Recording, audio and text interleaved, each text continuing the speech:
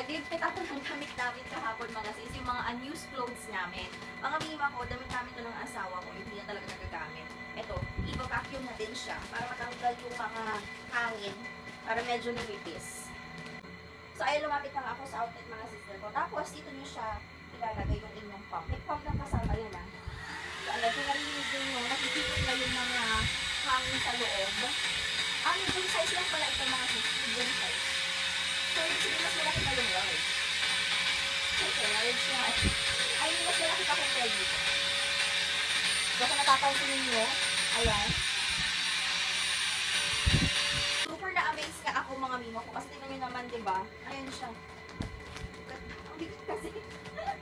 Pero ayan, pwede ko na nga siyang itago mga sister ko na hindi takaw space sa aming kwarto. Kaya kung gusto nyo ganito mga mima ko, vacuum storage bag, compression bag with pump mga mima ko, perfect pag ganito. Hindi nyo na ginagamit yung mga stuff toys ng mga anak nyo, mga damit na unused, mga mima ko ayaw nyo lang gamitin or hindi na kasya sa inyo or mag-travel kayo mga sister ko. Perfect na perfect nga ito. Kaya check my yellow basket, check out na! Bye!